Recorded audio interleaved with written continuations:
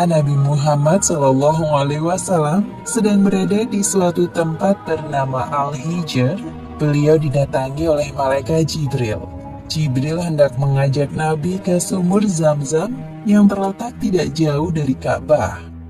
Di tempat inilah Jibril membelah dada Nabi Muhammad untuk kedua kalinya.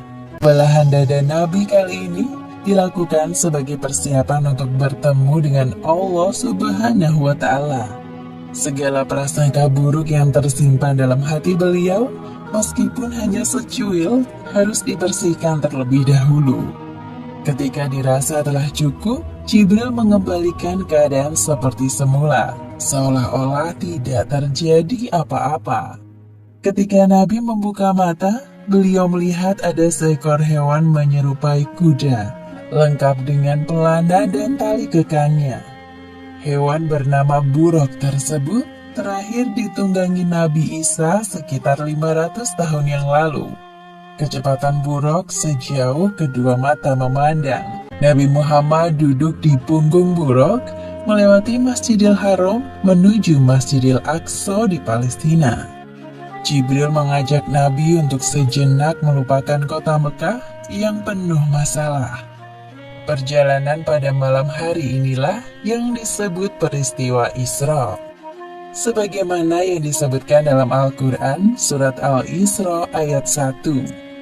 Maha suci Allah yang telah memperjalankan hambanya pada suatu malam dari Masjidil Haram ke Masjidil Aqsa, yang telah kami berkahi sekelilingnya, agar kami perlihatkan kepadanya sebagian tanda-tanda kebesaran kami. Sesungguhnya Dia Maha mendengar lagi Maha mengetahui. Buruk melesat dengan kecepatan tinggi.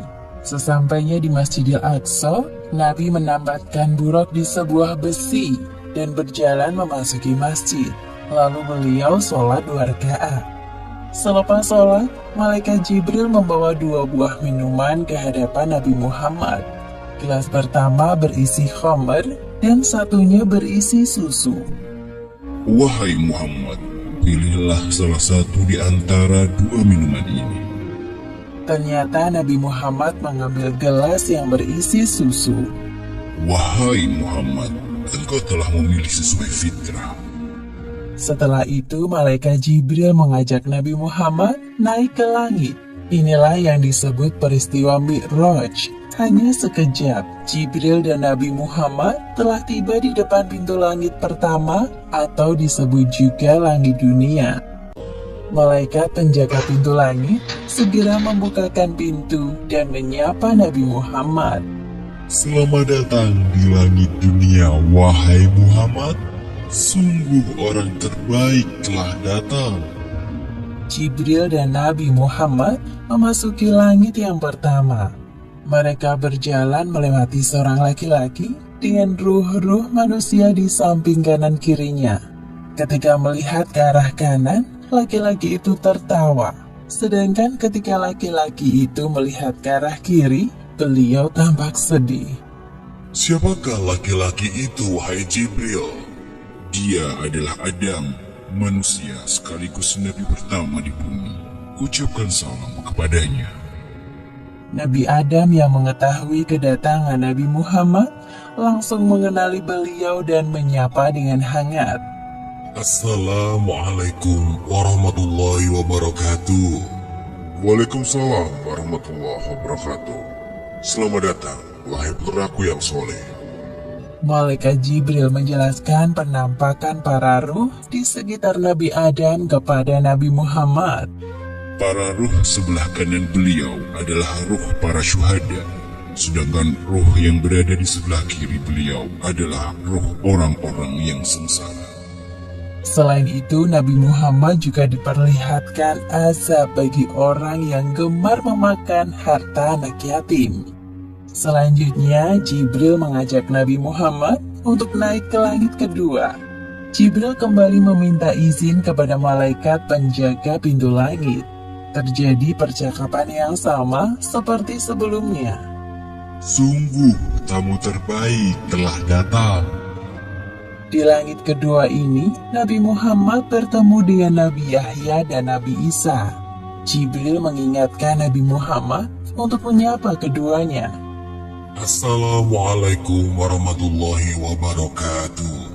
Waalaikumsalam warahmatullahi wabarakatuh. Selamat datang wahai Nabi Muhammad yang salih. Semoga kebaikan selalu tercurahkan kepadamu. Kemudian Jibril mengajak Nabi Muhammad untuk naik ke langit ketiga. Di sana mereka bertemu dengan laki-laki yang sangat indah parasnya. Wahai Muhammad, inilah Nabi Yusuf. Sapalah beliau. Assalamualaikum wahai Nabi Yusuf. Aku Muhammad. Waalaikumsalam. Ya, aku telah mengenalmu wahai Nabi Muhammad. Semoga engkau selalu diliputi kebahagiaan. Lalu mereka naik ke langit keempat dan bertemu dengan Nabi Idris. Ternyata Nabi Idris telah mendengar tentang Nabi Muhammad dan mendoakan kebaikan untuk beliau. Selamat datang wahai saudaraku yang solih, Nabi yang salih. Semoga engkau selalu dilimpahkan kesehatan untuk berdakwah kepada umatmu. Selanjutnya, Jibril dan Nabi Muhammad melanjutkan perjalanan menuju langit kelima. Di sana Nabi Muhammad melihat Nabi Harun dan menyapanya. Nabi Harun menyambut beliau dan mengakui kenabian Muhammad. Ketika sampai di langit keenam, Nabi Muhammad melihat sosok Nabi Musa. Nabi Musa membalas salam dan mengakui kenabian beliau. Namun tiba-tiba Nabi Musa menangis. Jibril yang penasaran bertanya kepadanya, Wahai Musa, mengapa engkau menangis? Aku menangis karena ternyata ada nabi yang diutus setelahku, tapi umatnya lebih banyak yang masuk surga dibandingkan umatku. Setelah berpamitan dengan Nabi Musa, Jibril mengajak Nabi Muhammad untuk naik ke langit ketujuh.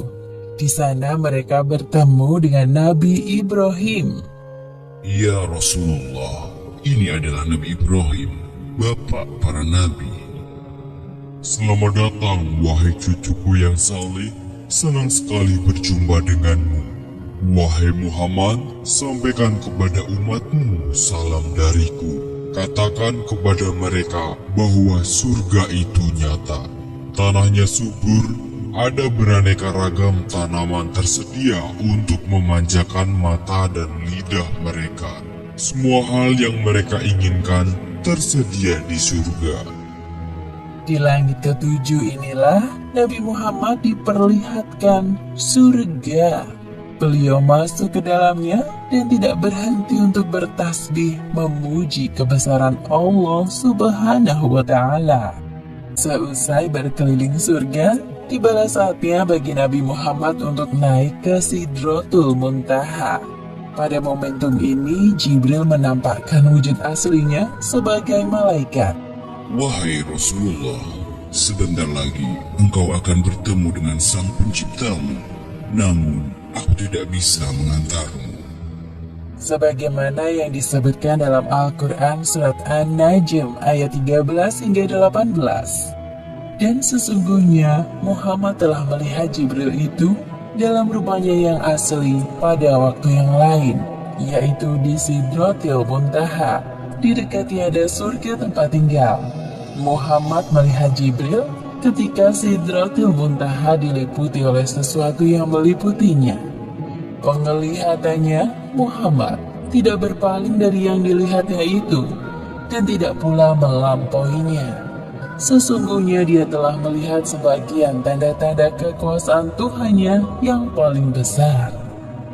Tiba-tiba Nabi Muhammad dinaikkan lagi menuju Allah Subhanahu wa Ta'ala. Tubuhnya mendekat kepadanya dalam jarak yang tidak jauh.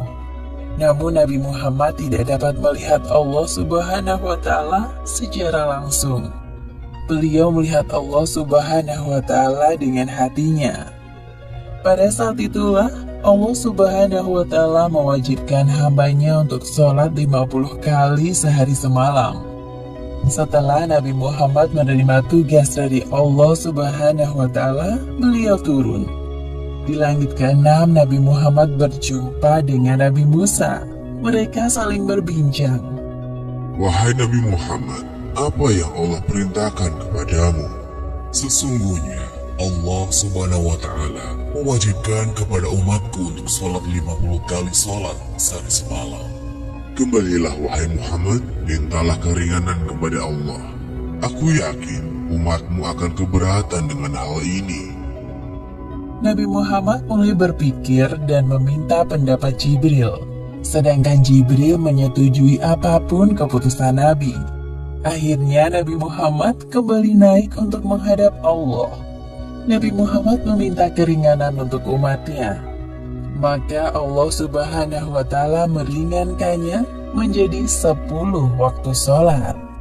Kemudian Nabi Muhammad kembali ke langit ke-6 dan bertemu dengan Nabi Musa. Mendengar jawaban dari Nabi Muhammad, Nabi Musa menyuruh beliau untuk meminta keringanan lagi. Kembalilah kepada Rabb-Mu. Aku sangat yakin umatmu tidak akan sanggup melakukannya. Nabi Muhammad kembali menghadap Allah Subhanahu wa Ta'ala. Lalu Allah Subhanahu wa Ta'ala meringankan menjadi 5 kali waktu sholat. Nabi turun lagi ke langit ke-6. Di sana Nabi Musa telah menunggu Nabi Muhammad. Nabi Musa kembali menyarankan beliau untuk kembali meminta keringanan kepada Allah Subhanahu wa Ta'ala. Wahai Nabi Musa, aku telah malu kepada Rabb-Ku. Aku rela dengan keputusan ini.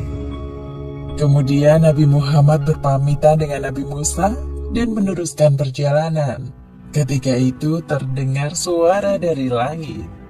Wahai Muhammad, engkau telah menyetujui farduku, dan aku telah memberikan keringanan untuk para hambaku.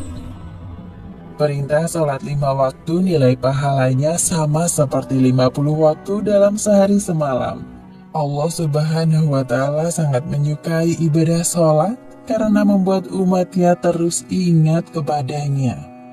Setibanya di Masjidil Aqsa, Malaikat Jibril menghadirkan para ruh nabi-nabi terdahulu untuk menjadi makmum sholat Nabi Muhammad.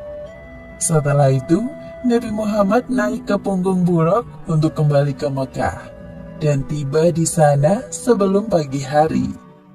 Demikianlah akhir kisah peristiwa Isra Mi'raj yang menakjubkan.